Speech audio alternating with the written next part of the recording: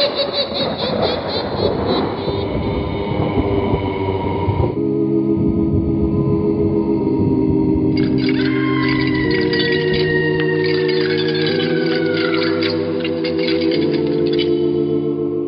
Mysterious Old Radio Listening Society podcast.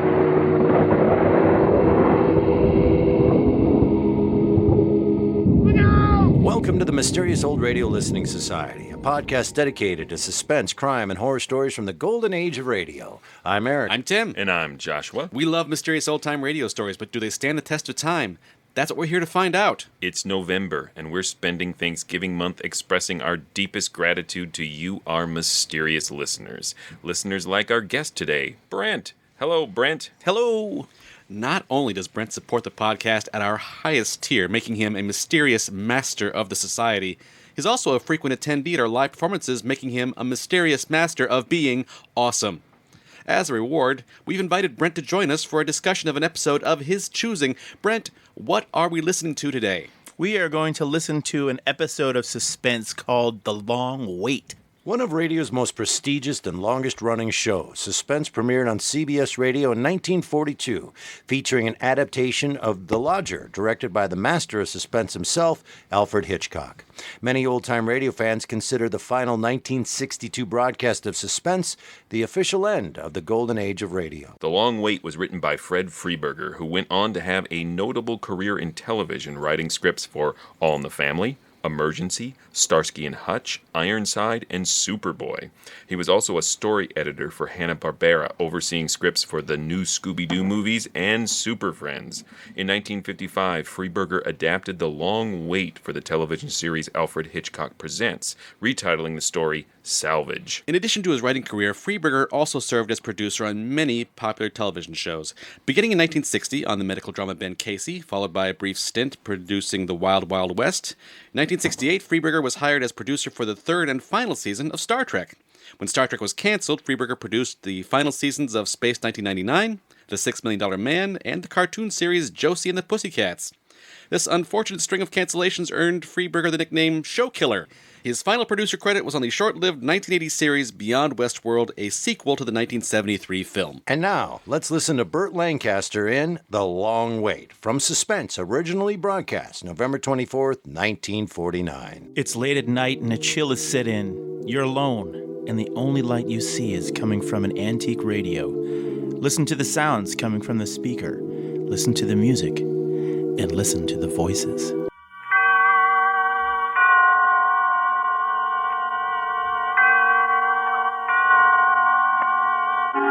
Suspense.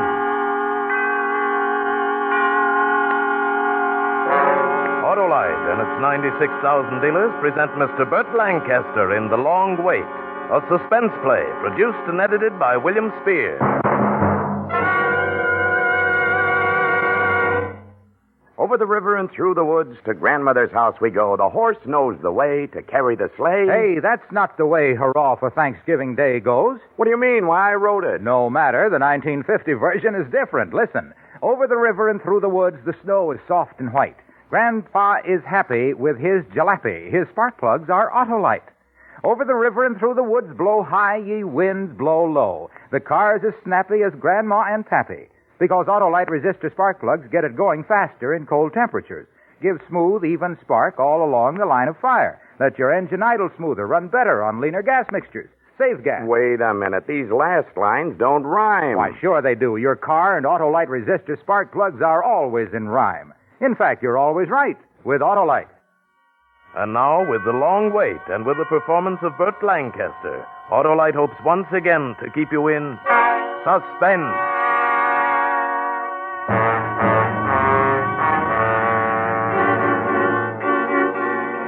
When I stepped off the train at Grand Central, I spotted Len Bush waiting for me. All the heat of my body sucked into my head. I knew that feeling. I felt that way every time I wanted to kill a man. He waved to me. I turned my back and I started up the ramp for the upper level in the street. He caught up to me and he kept pace with his long, shuffling lope. Don't get me wrong, Jan. I don't want to hound you. Now, why begin, Lieutenant? Something you said to the warden before you left. You want to repeat on it? I told him I'd be back for the limit. In this town, we don't even like guys to steal apples off push carts. So when it comes to murder... You can't touch me. I served my full time. I'm clean. We just got to sit back and wait for it to happen. Your brother died 2 years ago. Everybody's cooled off. Why don't you let it lay? I don't cool so easy.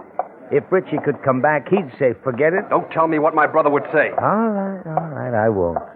I don't know why I butt into other people's affairs anyway. It's not my job to worry about things before they happen. You'll be the first to know, Lieutenant. You're a jerk if you put your neck in a noose to rub out a dame like Lois Williams. So long, Dan. I waited until he was swallowed in the crowd. Then I went across and down Park until I made the Coronet Hotel on 40th Street. Danville? Oh, yes. Mr. Thompson reserved a room for you. 423. The elevator was an old cage that pulled itself upward, like an old man with asthma climbing stairs. I caught the reflection of my face in the panel mirror of the cage. 3 years housekeeping with the state hadn't left a mark. A little paler, maybe. Serene was the word for me. That's the way the reporter put it. The serene countenance of an alabaster saint, showing no trace of the killer rampant under the shell. Only I hadn't killed anyone. Yet. I got out of the elevator and I found 423. Inside, I made for the bathroom. I felt under the washstand. The gun was there. Shorty Thompson had it taped neatly in place, just like he'd promised. I pried it loose. I heard someone at the door. I yanked it open. Lois Williams came in. Not exactly came in. She sort of slithered in along the wall and hung there like a busted balloon.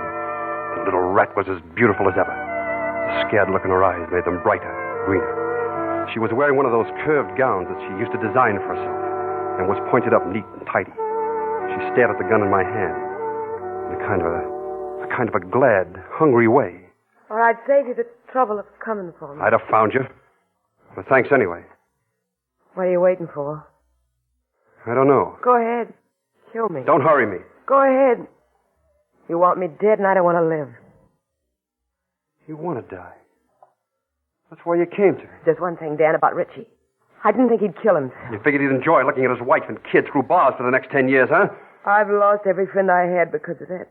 Nobody will speak to me, have anything to do with me.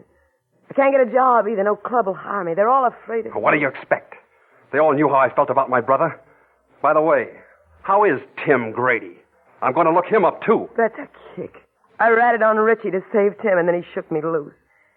He didn't want anything to do with a squealer, he said. And you still love that dirty... It took him to make you miserable enough to want to die, huh? All right, so now you know. No job, no friends, no Tim. I got nothing to live for. My brother had everything to live for, and you... He killed himself. That'd save the postmortem till after you do the job. This was the dame who caused my brother's death. But she wasn't scared. She was begging for it. Something was wrong.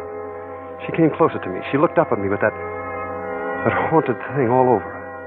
Desire for an end of life. I thought of her suddenly dead, still looking like that. I couldn't do it. It wasn't right. I put my gun back in my pocket. She saw me do it. Even when I try to get myself killed, I fumble. I'll take care of it myself. Hey, watch it, you crazy little... Come here.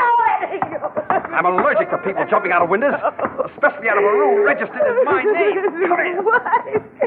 Why did you stop me? You always were a high-strung dame. Now go on, go home. Go home and sleep it off like it was a jag. I don't have a home. You really don't, huh? I got nothing. I told you, I got nothing. No. No, it's no fun this way.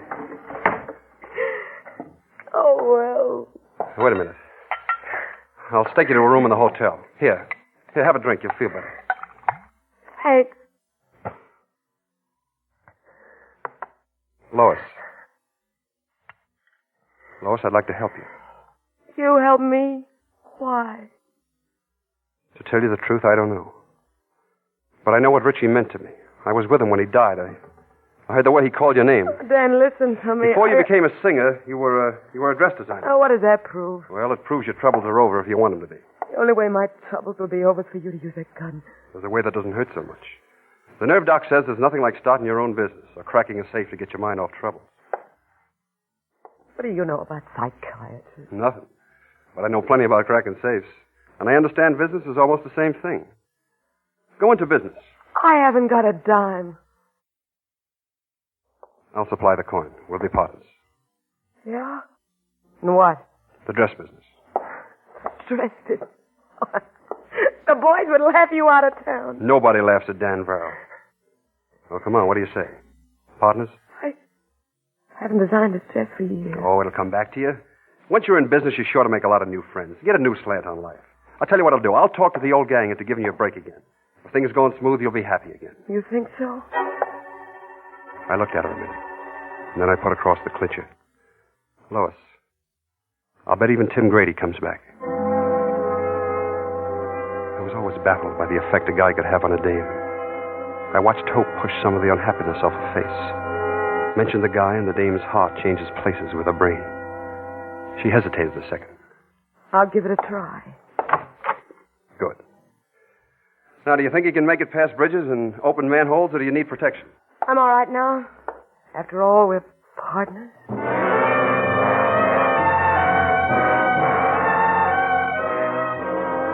I raised 20 grand, and Lois went all out spending it. She threw herself into the job with all she had. She had plenty. She was going to open on Madison Avenue. I spent a lot of time with Lois talking dress shop. She took me to spots to check style. The dog show, the art galleries, the opera. She was beginning to show signs of wanting to live again. A month after we became partners, she told me. We can open tomorrow, Dan, except that, Let's have it, Lois. The money's all run out. And, Dan, we have to advertise and get a sales force. What'll it take? 5,000? Oh, 3,000. Oh. I'll get it. Oh, Dan. She kissed me, and I fought down the chill that sent along my spine. I said, I want you to be happy, Lois. I went over to the Emerald Club on 60th to raise the money. I'd stayed away from the old spots till now. Lou Henry, who owned the place, glad-handed me when I walked in. Hey, Dan Farrell. Where you been, boy? Oh, around and about. Yeah, you're awful early, Dan. Tables don't open till 10. I need $5 grand, Lou. $5 grand?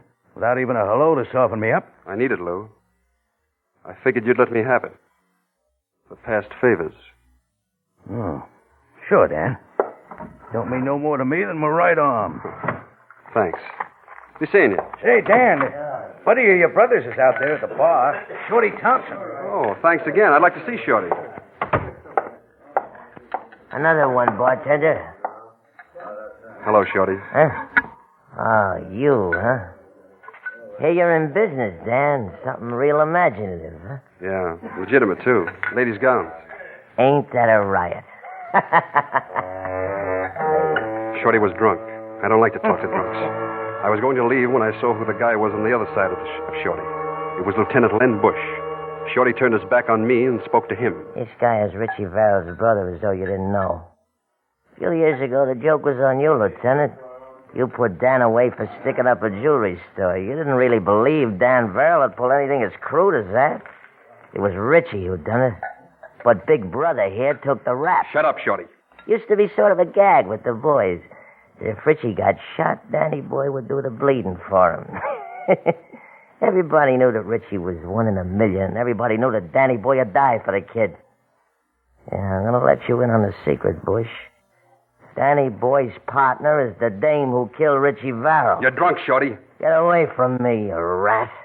I turned back to the bar and I kept my temper in my pocket. If Shorty kept talking like that, it wouldn't be healthy for him, and I didn't want to do anything to him. He was Richie's best friend. 2 more of Richie's friends walked in while I was downing my drink. Gus Manning and Tommy Argo. I put my glass down and I started to leave. Just a minute, Dan. What's on your mind? The way I get the news, you and Lois are teamed up. Yeah? That's all I want to know. You fake... Hey, hold it, Gus, hold it. Maybe Dan's got it scrambled. Lieutenant, Lois Williams is the dame who pinned the rap on Richie, ain't she? Any newspaper morgue will give you the answer. Look, I know she testified against him. And you know she lied about your brother to save Tim Grady. I know. Well? All right. Lieutenant, the boys and I want to have a little talk. Okay, Dan, it's your funeral. We all watched Len put on his hat and walk out. I put my back up against the bar so none of them could get behind me. Well, what are we waiting for? Hey,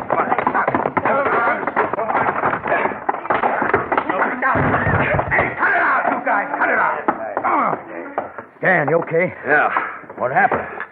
Boys don't like me just now. They want to keep me from making a girl happy. Yeah, the girl responsible for your brother's death. Yeah, that's right.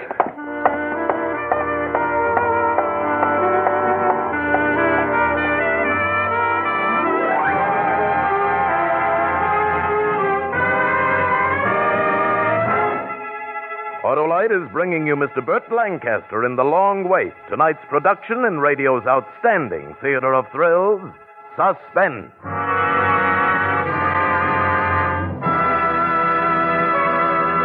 And now it's time for my Thanksgiving fairy tale. Last night, my car called me out to the garage. Harlow, I don't feel good. I think you ought to do something about it. Well, open your hood and say ah. Ah. Ooh, your spark plugs need replacing. I'll buy you a new set of Autolite resistor spark plugs with the exclusive Autolite 10,000 ohm built-in resistor. Gosh, Harlow, would you? That's better than turkey on Thanksgiving. Just think how I'll run. Yes, you'll start faster in cold temperatures with Autolite resistor spark plugs. Give smoother idling and better performance on leaner gas mixtures, which means you'll even save me gas.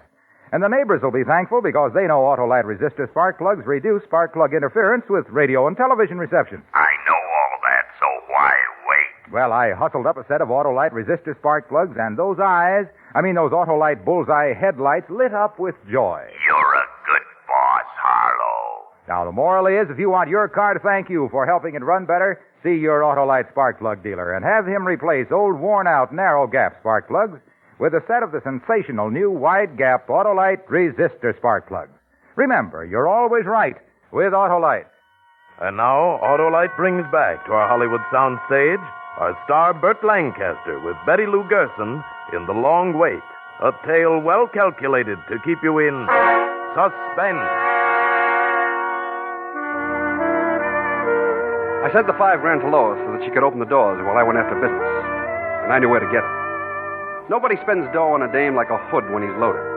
On Thursday, the Third National Bank was held up. Friday morning, I knocked on a door on 8th Avenue. Who is it? Me, Dan Varrell. Busy now, Dan. Some other time? Hello, Tony. Oh, hello, Glenda. Hello. What do you want, Dan? You knocked over the Third National. What is this, a hijack? No. Your dame looks like she needs a lot of clothes. After last night, I figure on getting plenty of touch. What are you two talking about? I'm in the dress business, Tony. Tell the other boys, too. I want all the dames buying their clothes from Lois Williams. Sure. What do I care where they buy them?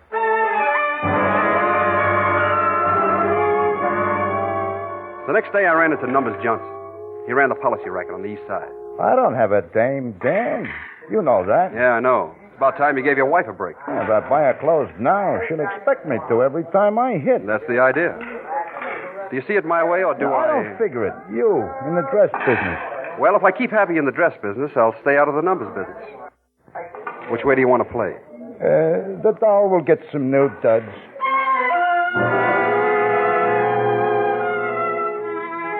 Once the ball started rolling, it became a mountain. Lois knew all the angles on female frills. Her clientele was strictly 10th Avenue, but she turned them out on Long Island, and they loved it. One dame tells another, and in no time at all, the shop was jammed with customers. It was a crime the way the dames spent the dough the hoods go to make so much trouble to collect. Lois glowed like a firefly. She was a complete businesswoman. She loved being surrounded with dolls who bounced in and out with business of the shop, business that must have Madame's attention. I asked her during a lull, "You happy, Lois?" Yes, Dad. Almost completely. I do miss the old gang, though. Come in. Pardon me, Miss Williams. There's a Mrs. Verrill outside. She wants to see Mr. Verrill. Mrs. Oh. Richie's wife, June.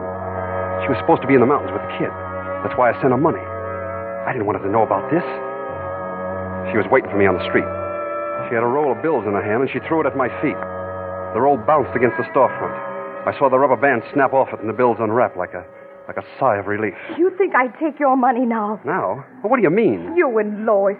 Okay, so it's tainted money, but you got a kid, you need it. You thought a lot of Richie, didn't you? As much as you did. Oh, no, much more. When Richie had pneumonia, I remember how hard you took it. During the crisis, you wouldn't eat or drink or talk. I remember thinking, if Richie dies, Dan will die, too. Take the money for the kid. You loved Richie. And now you're sponsoring that woman with his blood. June, wait. I'll kill you both.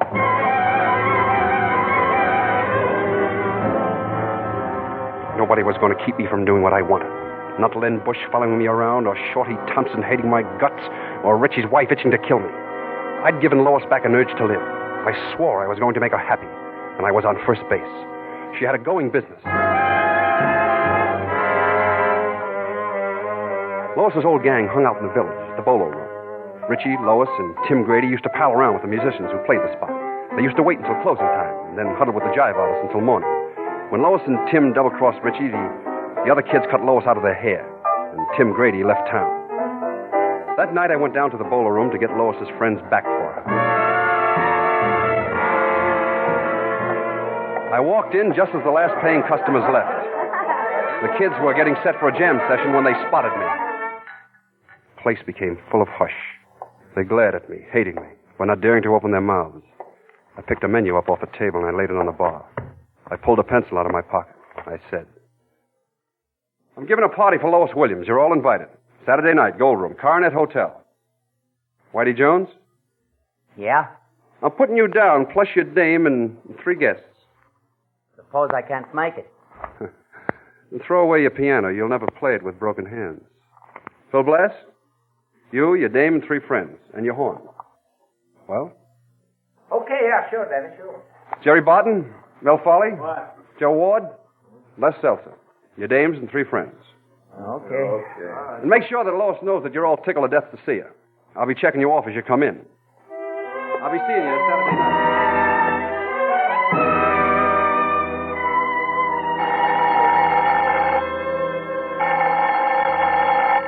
It was Friday, the day before the party. Hello? Hello, Dan. Yeah? This is Lou Henry down at the Emerald Club. Yeah. Look, I don't want you to think I'm butting into your affairs, Dan, but well, knowing how you feel about Lois. Yeah?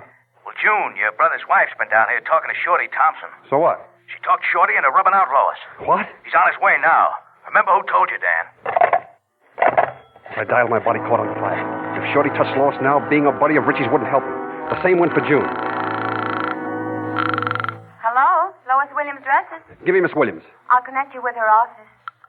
Come on, snap it up, snap it up. I'm ringing, sir. Come on, Lois, answer, come on. Miss Williams' office. Put Lois on. She's not in. Who's calling? It's me, Dan Varrell. Where'd she go? Mr. Varrell? You just called, Mr. Varrell. What do you mean I just called? Well, someone called, said it was you, and spoke to Miss Williams. I wonder why they do that. Well, never mind that. What did he say? Miss Williams always goes to the Museum of Art at this time of day to copy designs. She made an appointment to meet you. I mean, the man who called at the museum. She just left. I didn't wait for the elevator. I took the stairs 3 at a time going down. I came out on the street. A cab was idling on the other side of the avenue. I cut through the traffic to get to it. I hopped into the cab, and for $5, the hacky crashed lights all the way. I was at the museum and nothing flat. When I entered the building, it was quiet as a morgue. I cursed myself for not asking what room Lois would be in. Here, you can't run here. Did you see a girl with drawing papers and crayons, tall, beautiful, well-stacked? I see hundreds of them. Well, where would she go to draw design? Well, the armor room, maybe. The Egyptian room, or the famous paintings. 2nd floor. I had visions of her dead in some corner. I thought of her all twisted in the heap. I hit the Egyptian room on a run, and I stopped short. Lois was standing at the other end. She was behind a mummy case. And on the other side of it was Shorty. He had a knife in his hand. They didn't see me. I sneaked up on them, and I watched Lois fighting to move her lips. You ain't fit to live. Please, Shorty. Lois, run! Run to me! Right, here it is. I hate to do this, Shorty! Came this way, Lieutenant. Daddy tried to kill me. Tough to keep up with you, Dan. Still with me, eh, Lieutenant? I always keep an eye on my friends. Who's this laying here? Oh, Shorty Thompson. You better take him in. He tried to kill Miss Williams. Yeah, guess I'd better. Come on, Lois. Oh, by the way, Bush. Huh? You better pick up June Varrell, too. She was in on it. In case you don't know who she is, she's my sister-in-law.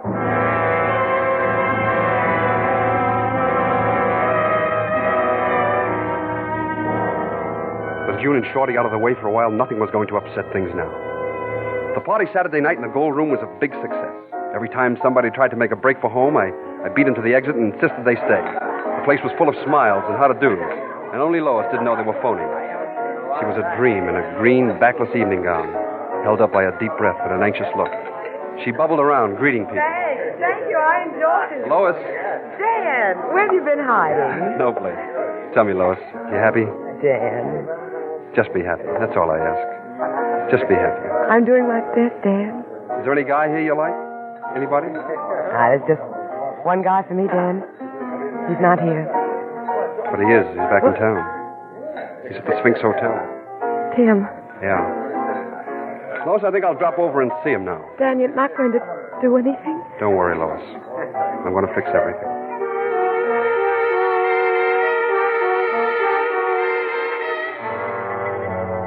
She had her job, her friends. Just one thing more. Just Tim Grady to make the picture complete. The Sphinx Hotel was over on 6th Avenue. I walked. I wanted time to cool off. I wanted to do things right. Yes? Mr. Grady's room? 1 moment, please.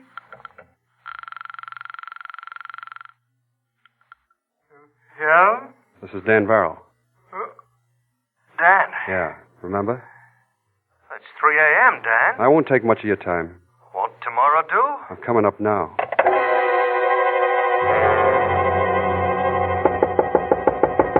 Come in.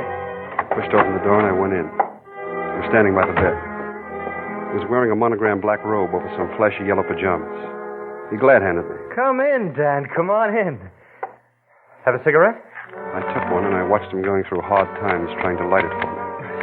I let him sweat for a while and then pulled out my lighter, lit my cigarette, and shoved the lighter under his face so I could light his. He couldn't stand still. He moved around the room like a cat on hot coals. He was a big, good-looking chick, broad shoulders with all the trimmings, curly hair, dimple on his chin. I just got back. Out on the coast. That's the place to be, Dan. You never saw anything like it. Boy, the things that go on in L.A. Someday... Light someplace. Anything you say, Dan. Lois is a great dame. She sure is, Dan.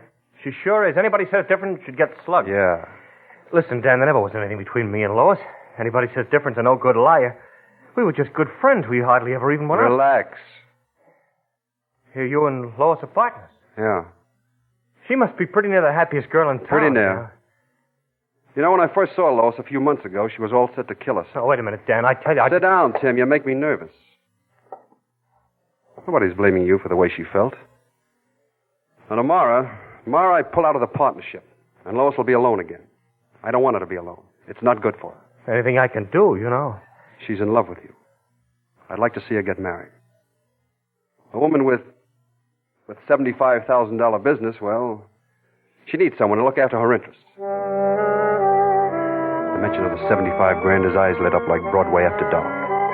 Reading his mind was like looking through a dirty window into a filthy room. It hurt to think a foul ball like Tim Grady could make a girl do anything for him. Well, Dan... It's about time she got a proposal for marriage. Yeah. Why don't you call her up, Tim? Yeah. A good idea, Dan. I mean, right now. Stuyvesant 1541. Now? Well, sure. If you think... I won't know what to say. It's been so long. Say you want to marry her. Yeah. Yeah, sure. Lois? Hello, baby. Well, so you knew the old voice. I closed the door. I didn't know if I'd be able to control myself, if I'd listen to anymore. I got to the dress shop at 10 o'clock the next morning. Lois was floating around like a waft of loveliness. She touched the inkstand on her desk, moved a chair, straightened a picture, wasn't conscious of what she was doing.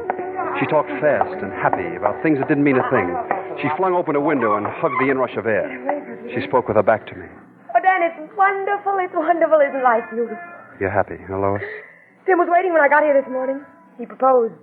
He said you wanted it that way, too. I guess I'm the happiest woman in the world. Can I use your phone? Sure. Call Paris, Bombay, Shanghai. Imagine it, Tim. Homicide, Lieutenant Bush.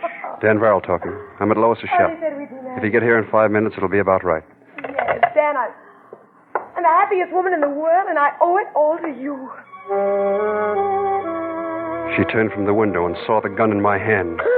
Now you're worth killing.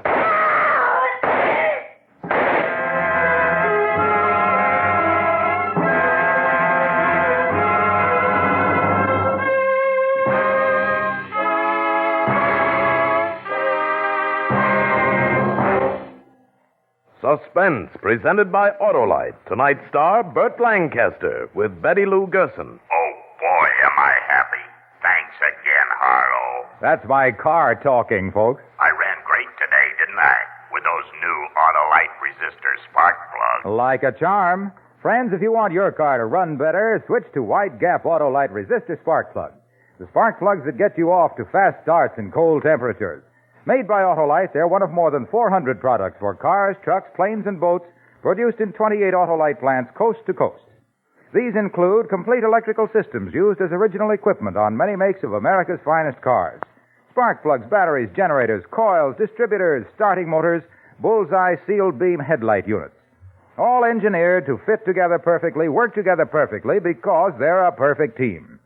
Don't accept electrical parts supposed to be as good. Ask for and get Autolite, original factory parts, at your neighborhood service station, car dealer, garage, or repair shop.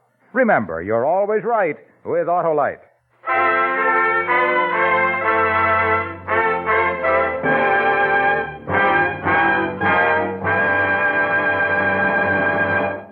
Next Thursday for Suspense, James Stewart will be our star. The play is called Mission Completed. And it is, as we say, a tale well calculated to keep you in suspense.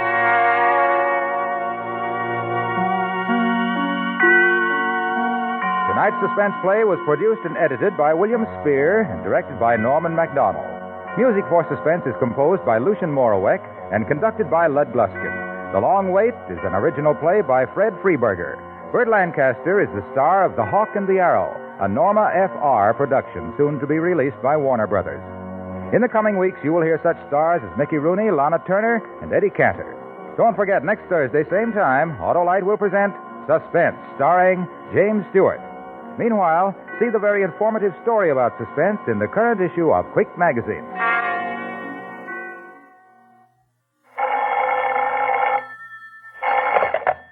You can buy Autolite resistor spark plugs, Autolite Stay-Full batteries, Autolite electrical parts at your neighborhood Autolite dealers. Switch to Autolite. Good night. Freedom is everybody's job. Take an active part in national, state, and community affairs to protect your liberties. This is CBS, the Columbia Broadcasting System. That was The Long Wait from Suspense here on the Mysterious Old Radio Listening Society podcast. Once again, I'm Eric. I'm Tim. And I'm Joshua. And that is, well, how do we put this? Put it into words first, Joshua. Is a Patreon pick, bonus thingy. That works for me. Okay. I'm just seeing what words come out of Eric's mouth. Here's the deal. Some people paid some money, and their bonus was to come in and do a show with us. Not really a prize or anything nice. They have to sit here and listen to this. But our winner, Brent, is with us. Yes, I am a winner. You're a winner. Brent is part of our highest tier. Highest tier. Prestige Elite. Wow. Nice. I'm not only a member, I'm a client. So before we dive into this and what we think of it, tell us why you brought this to us and why you like it, or maybe you don't like it. I enjoyed it. I liked it a lot. And having listened to you guys, and I've gotten into suspense in general. I mean, there's 900 episodes. Right. And I remember during one of the episodes, Eric had mentioned that you sometimes have a hard time staying awake. So I'll actually listen to them at night, and I will. A lot of times I won't make it through. But then during the day I'm driving or something, I'll have to go back and say, okay, how did that one end? Right. But I found that they're all great. I mean, it's really hard to pick just one suspense episode. There's 900 of them. And you could tell from the beginning they're just kind of finding their way. And then towards the 200s and 300s, they really hit their stride. And I mean, I think the one before this, or the one after this one, was The Sisters. The one before this one was The Red-Headed Woman with Lucille Ball. And, so anyway, they're all really good. But and you have the show orders memorized. That's impressive. Yeah. Well, I have to look it back up. And I know specifically, Eric, you like the fast-talking, noir-type episodes. And this was one of them. It kept me on edge, or not edge, but I was like, well, what's going on here? What's up with this Burt Lancaster character? Does he love her? And then at the very end, he turns from the sugary, hey, are you happy? To all of a sudden, now you're good enough to kill. It was just startling to me. Like, just the tone throughout the whole entire thing was that fast-paced, I'm going to do this, I'm going to do that, I'm going to do that. Hey, do you like this? Are you happy? And then all of a sudden, bam, at the last second, it's done. And then, it's pretty graphic when you think about it. I mean, here's some guy I'm going to kill you right now. And then right after that, so Hap. How's it going?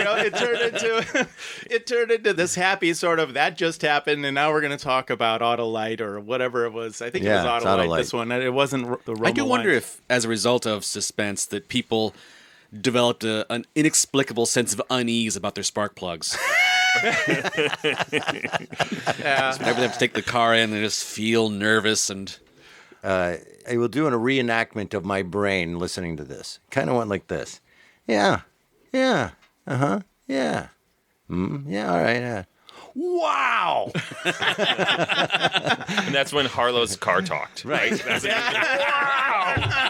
It's a talking car. Yeah, we were going to talk about the talking car. I don't know what was more creepier with some of the other. It's an odd choice for a voice. Yeah, it was really weird. So, fill me with gas, Harlow. Get in. As I was listening to it, it was very much, wow, this is really film noir. So I was enjoying it and saying, yeah, it's noirish, yeah. And I had no idea what was coming because it was a Thanksgiving episode. I thought it was, okay, so Brent gave us one where this guy just turns a corner and saves the woman that he was going to kill, and we're all supposed to go home and feel good and have some turkey and mashed potatoes. And when he says, now you're happy, now I can kill you, I screamed. Now you're worth killing. Now you're worth killing. I screamed and went, no way! Really, and it caught me. See, Sixth Sense caught me off guard. Usual Suspect caught me. I did not see it coming, and I was. And at that moment is when I wrote, wow, I really love this episode. And up until that point, I was. Yeah, it's all right. It's all right. Yeah, I get it. He's doing the right thing. But do you guys think you're supposed to not see that coming? I don't know. I'm guessing it helps to be me and a little on the dumb side. And no, I don't mean it like that. No, I'm wondering where the don't... suspense lands. I felt that that's where they were going, and the suspense for me was, are they really going to do that? So you saw it coming.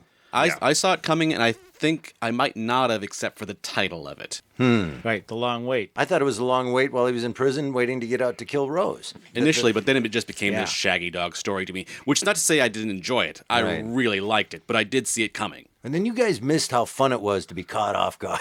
Yeah, it's true. It's still shocking in the end because it is so abrupt and brutal. Right. And I think I was on the fence until he sets her up with Tim Grady. Yeah. And then it's like, okay, this is too perfect. Yeah, it's too good.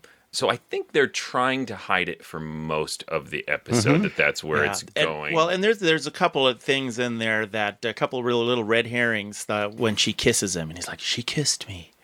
Yeah, and you're thinking a chill down his spine. Yeah, so I'm thinking, wait, does that mean that he's kind of digs her, or that was where I went with it. I went, oh, this is turning into a love story. And when the brother's wife plots to kill her and he prevents that from happening, that was another red herring that kind of got you off the scent. Well, particularly when he turns her in, because this is the wife of his cherished dead brother. Yeah. So when he turns her in for it, I think there is a question mark, like, what is he doing? But he says at one point, no one is going to stop me from doing what I want to do. And that, again, suggested to me, like, he will murder or turn anyone over to the cops or whatever to kill this woman at the height of her happiness in life. And because there's beats where he is admiring how she appears, right? Yeah. That it doesn't necessarily tell you can read it later that he is just making a note of like, she makes dresses, I can use that against her. Right. But it's so kind of focused and personal on him, and he never shows his cards to the audience, which to me was the tell. If he was having feelings for her, he would have said something about his actual feelings for her. See, and I took that as the reason he's not is because of the awkward past and being careful. Do you know? Like, he's just being careful with this situation and wasn't ready to fall in love. And at the end, I thought for sure it was going to be, look, I know Tim's on his way over here and everything, but it turns out I love you. And I thought that was going to be the end of this thing, is that he falls in love with this woman that, he was trying to kill. And to me, that would have been enough of a story. That's a great feel-good Thanksgiving Day story. So it really we had different Thanksgivings, man.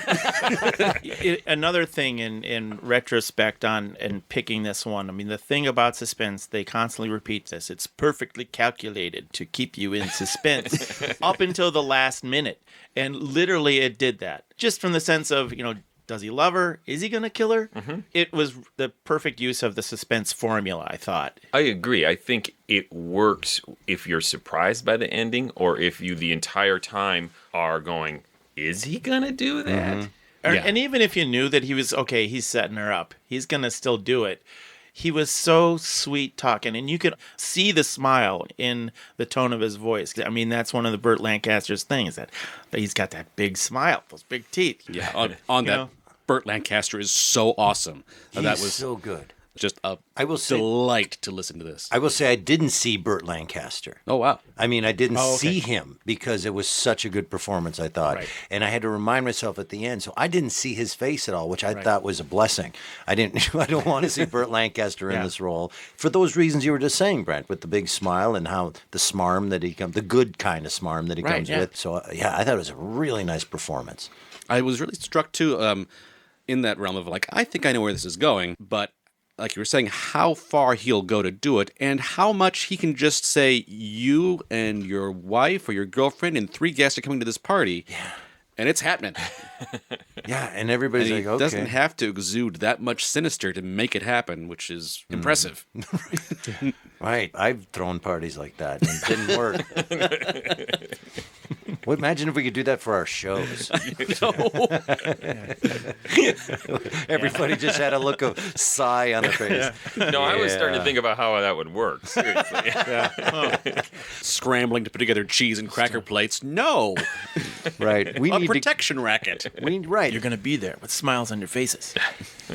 Speaking of the noir aspect to this, there were some really well-written noir lines. The place became a room full of hush is one of my top 3 lines of the whole thing. Anybody else come across any lines that they had written down or remember? It's not so much noir as over the top. I think he's poking fun at journalists because he's quoting the newspaper story about him at the top when he's looking at himself in the mirror, and he says, "The serene countenance of an alabaster saint showing no trace of the killer rampant under the shell." Nice. When she opens the window and hugs the air, I thought it was a very beautiful line. Or just some of the descriptions of her when she's desperate to die seem really like Yeah. noir. And Mickey Spillane, when Yeah. he says, she looked at the gun in my hand in a kind of glad, hungry way. And, Right. you know, it's that less than attractive side of the noir thing where they turn like murder into something sexual. Right. Yes. I'm allergic to people jumping out of windows. Well, Oh, yeah. when she I'm tries allergic to women trying to jump out windows or whatever. That's a great line, yeah. Again, the crux of this conversation is about, does it catch you off guard or doesn't it? To be honest with you, and I think the key to this one for me was the old half-listen. Oh, I got to take a pause here. Someone's got a fire for me to put out some email, you know, and then, all right, then You're admitting to one of our supporters that you only half listen to stuff to this podcast. Yeah. Specifically the episode he asked you to listen to. Yeah. All right. It's all right. But you know that. Did you stay awake for the whole thing?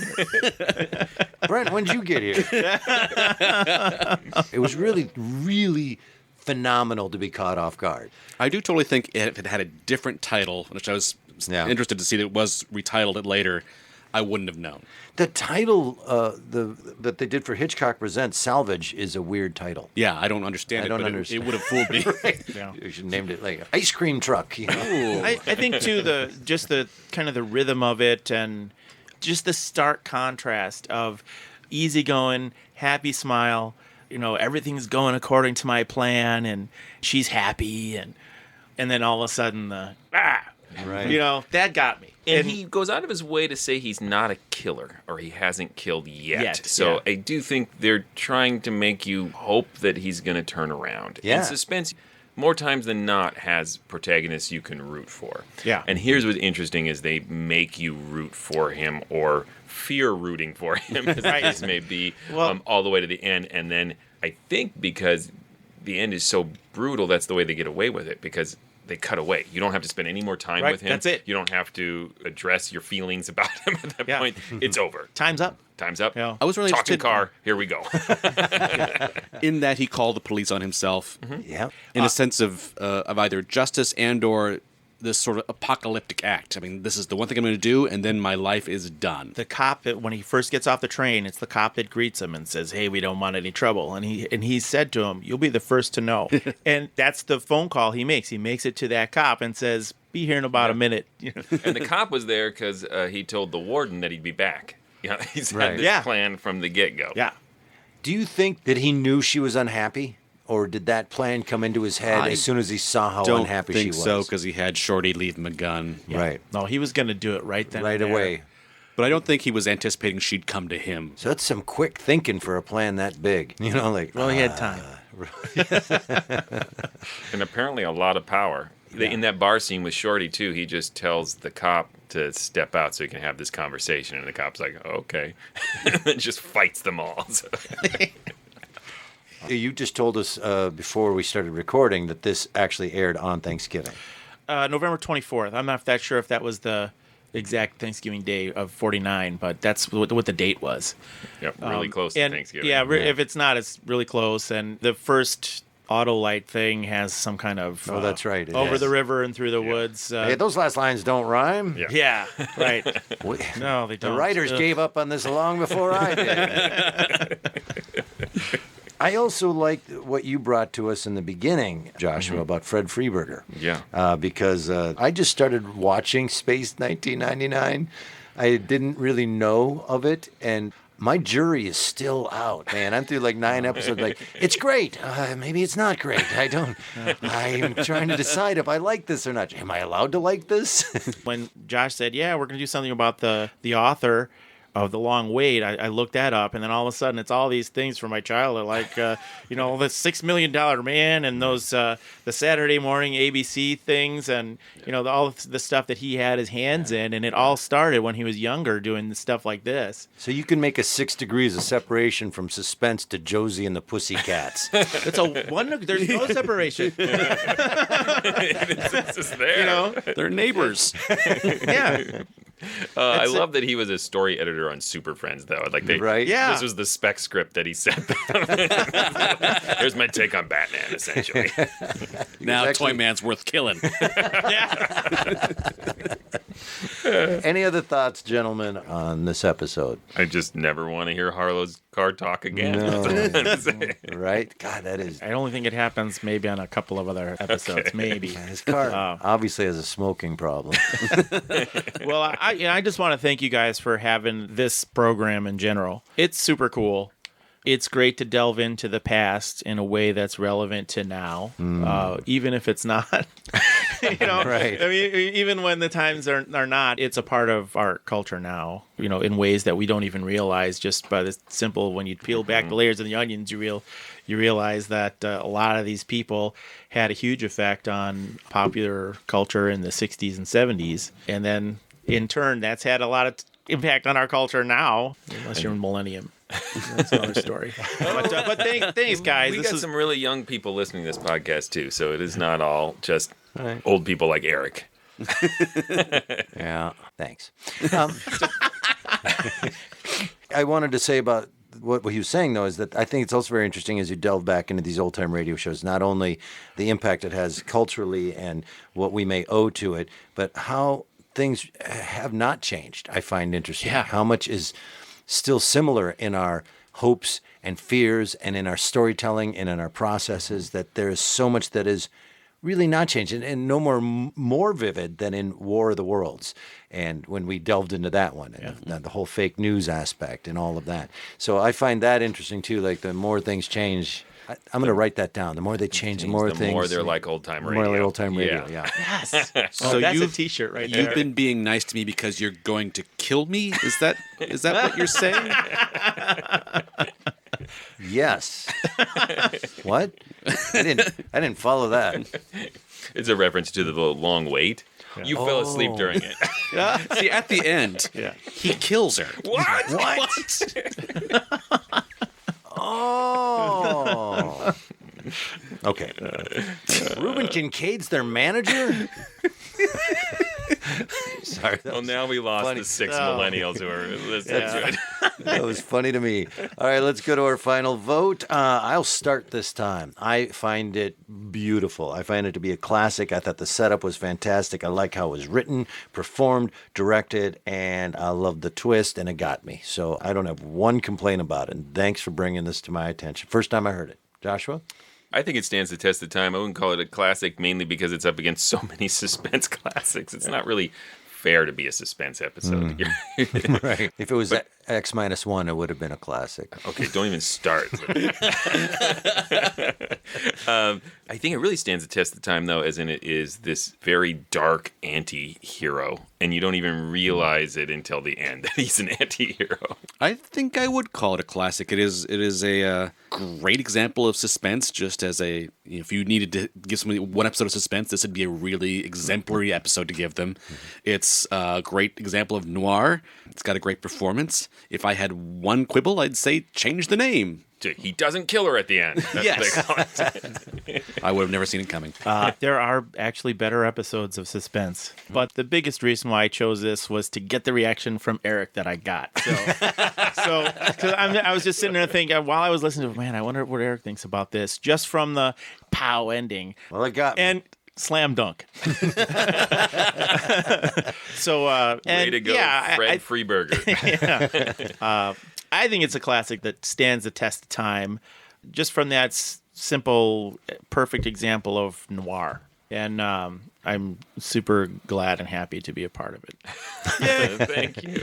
Tim, tell them things. Please go visit GhoulishDelights.com. You'll find other episodes of this podcast. You'll find different ways to get a hold of us, either through links to Facebook or Instagram or Twitter. There's a contact page. You can comment on episodes. There's all kinds of ways to get a hold of us. There's also information about our live shows there, because we do live shows sometimes. You can also go to patreon.com/themorals and become a supporter like Brent. And just thank you again, Brent, for the support of the podcast, for seeing our live shows, for being here with us. That was awesome. And you can also write a review if you want to help in a different way, too, on iTunes. That helps a lot as well. A little more plug than normal because Brent and us will all be performing together. So if you're in the Minneapolis area and you're looking for something phenomenal to do on New Year's Eve of 2018, right? Just in case, because this will be out there, forever? Because that's how the internet works. Mysterious Old Radio Listening Society is going to be performing at the Caves, the Wabasha Street Caves in St. Paul for Bash Cancer Bash. It's a fundraiser. And we're going to be performing an episode of The Shadow that aired on New Year's Eve in do you remember the year? Don't. It's okay. It's 39, I think. 39, yeah. So we're going to be doing that with a lot of other entertainment going on, including Brent is going to be part of this entertainment package because here's the big reveal. Da-da-da. Brent is stage name is Vic Villari and the Villari Lounge Orchestra. I'm a lounge singer. So come and see us. We'll all be performing. That's my that night. alter ego. This is I'll be honest. I've known you for a while. Those are two different guys, man. No, it's true. Dare say, the local icon. I don't know how to tell you guys this, but I'm kind of a big deal. Coming up next, we have an episode of Escape called A Study in Wax. Until then... Look out! That's better than turkey on Thanksgiving. Just think how I'll